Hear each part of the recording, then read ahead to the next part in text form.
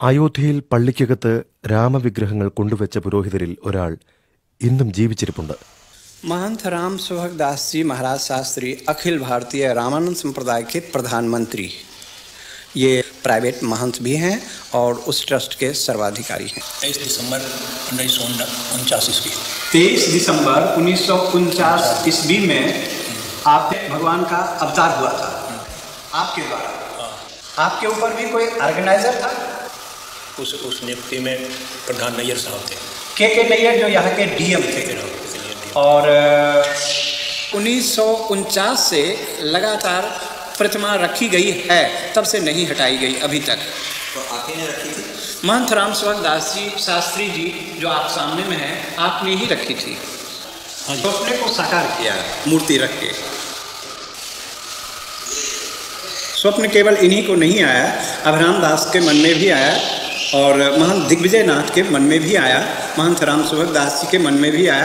प्रधान पुजारी उस समय मूर्ति रखने वाले यही आप हैं, महंत राम सुभग दास जी शास्त्री, जो इस समय अयोध्या के सबसे वयोवृद्ध। तो आम जनता तो ये नहीं जानती है कि मूर्तियाँ इन्होंने ही रखवाई थी। नहीं, रिकॉर्ड में है, गवर्नमेंट ने आपके नाम से वारंट जारी किया था। वो वारंट का नकल मैं इस समय आपको मौजूद है, मैं दिखा सकता हूँ आपको। तो जेल से कैसे निकला? जेल से फिर वो जमानत पर रिहा हुए, मुकदमे चले और मुकदमे से आप फिर बरी हो गए।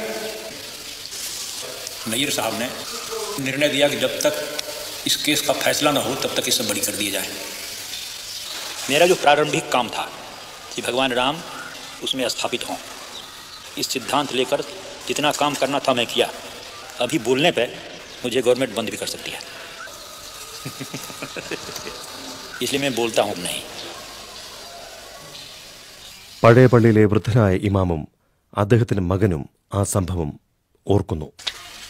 सन 49 की रात में जब मेरे फादर हाजी अब्दुल गफ्फार साहब ईशा की नमाज़ पढ़ने के लिए गए थे, तो उस वक्त नमाज़ पढ़ा के घर जब वापस आए तो सुबह फजर की दूसरे सुबह जुमे के दिन फजर की नमाज़ पढ़ाने इनको जाना था। फिर तो उतनी में मौज़न रात में आया, जो वहाँ मस्जिद में रहता था, सफाई करने वाला, झाड़ू देने वाला।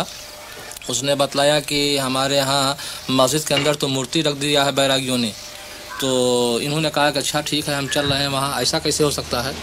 जब वहाँ आए तो डीएम ने वादा किया कि आप इस जुमे की नमाज़ कहीं अलग पढ़ लीजिए और उसके बाद में हम 2-4 जुमे में इसका फ़ैसला करके आपके हवाले कर देंगे, फिर आप इसमें नमाज़ पढ़िएगा। तो ये उसी जुमे का इंतज़ार आज तक कर रहे हैं। आपकी उम्र? हाँ, आपकी उम्र कितनी है?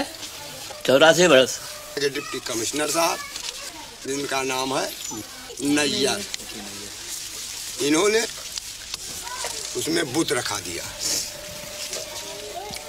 रात को, और जब सुबह की नमाज पढ़ने गए लोग तो वहाँ नहीं जाने दिया। गवर्नमेंट के ऑर्डर हो गया। आप जानते थे किसी को जो वहाँ सुबह नमाज पढ़ने? अरे वो उसमें तैनात हैं, मुकर्रर थे।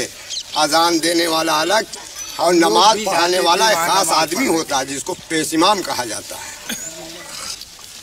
आप कभी गए हैं नमाज पढ़ने? हाँ गए हैं, गए हैं। और आज तक आप लोग अभी यही नहीं समझ सके, अब क्या समझने आए हैं? अब तो ये मामला बहुत पकड़ गया ना अब तो साहब। अब ज़ेर गौर है वहाँ अदालत में, दुनिया खलफशार हो गया, खुदा मालूम कितने लोग नज़र आतश हो गए, कितने लोग मौत के घाट पहुँच गए। और इसके बाद जनाब आज आप आते हैं उसके लिए जांच के लिए। हम लोग उसी के सहारे हैं कि क्या फैसला होता है। अब तो हमारी बात जौन पहुँचे कर रहा पहुँच गई, अब हमारी बात क्यों पहुँचावे वाला नहीं है और ना हमारी बात में कोनो ताकत है। आज इतनी नफरत पैदा कर दी गई है कि जनाब हमारी सूरत से लोग बेजार हैं।